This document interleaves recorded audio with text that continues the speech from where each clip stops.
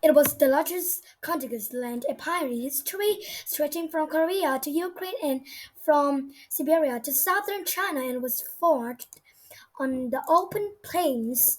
In the 12th century CE, before the Mongol Empire formed, the East Asian steppe was home to scattered groups of Mongol and Turkic pastoral nomads led by Khans. The people herded sheep, cattle, yaks, and camels, and lived in felt tents and moved between summer and winter campsites. Nomadic women held significant authority authority managing these migrations, many of the flocks and trade. Meanwhile, men specialized in warfare. These nomadic groups often fought each other. That was to change under Temujin, who was born into an aristocratic Mongol family. Aristocratic Mongol family. Despite losing his father at an early age and growing up in poverty, he quickly rose to power by forging strategic, strategic, strategic alliances with other leaders. Unlike those Khans, Temujin promoted soldiers by merit and distributed spoils evenly among them. He was His most brilliant move was to scatter the nomads he conquered among his own soldiers so they couldn't join together against him.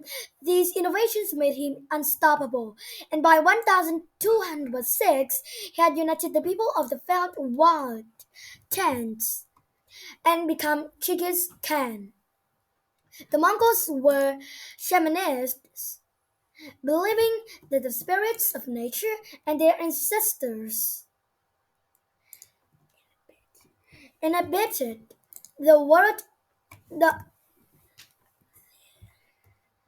the world, the world around them. Over old Orchard, the sky god Tengri, Genghis Khan believed that Tengri wanted him to conquer the entire world in his name. With the nomads of the Mongolian plain united, they seemed within reach. Anyone who resisted the Mongols was resisting Tengri's will. And for this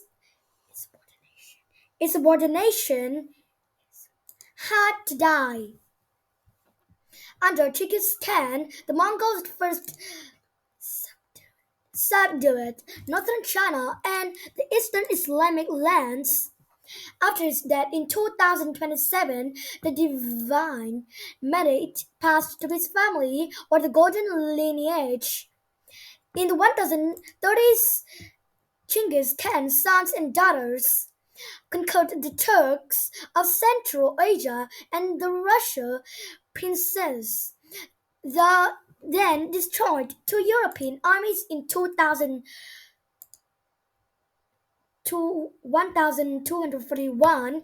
In the 1250s, the Mongols seized Islamic territory as far as Baghdad, while in the east, their grasp reached southern China by 1279. Life within the Mongol Empire wasn't just war, pillage, and destructions. Once the Mongols conquered a territory, they left its internal politics alone and used local administra- administrators to govern for them. The Mongols let all religions flourish as long as the leaders prayed for them. Although they they routinely captured artisans, scholars, and engineers, they appreciated that those specialists could do and forcibly settled them across Asia to continue their work. The most valuable produce in the empire was gold brocade, which took silk from China, gold from Tibet, and weavers from Baghdad. Gold brocade clothes the Mongol rulers covered their horses and lined their tents. The Mongols particularly prized gunpowder technicians from China, with much of Eurasia politically unified trade flourished along the Silk Road, helped by an extensive system of horse messengers and relay posts. Robust trade continued at sea, especially in blue and white porcelain, which combined white pottery from Mongol China with blue dye from the Mongol Iran.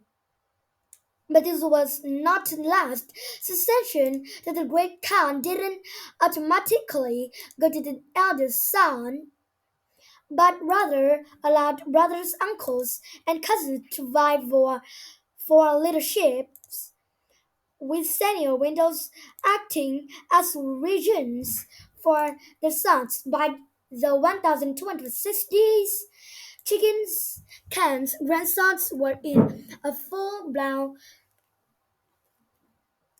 civil war inheritance inheritance and fragmented the realm realm into four separate empires. In China, Kublai Khan's Yuan dynasty is remembered as a golden age of science and culture. In Iran, the Khanate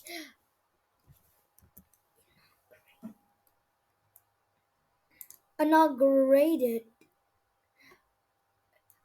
the Khanate inaugurate, inaugurated the development of new monument architecture and Persian miniature painting. In Central Asia, the Chagadan Khanate brought forth leaders like Timur and his descendant Babur, who founded the Mongol Empire in India. And in Eastern Europe, the Golden Horde ruled for years until a trading post named Muscovy grew into a major world power. If though the empire lasted only a short while, the Mongols left a legacy of world domination that remains unmatched today.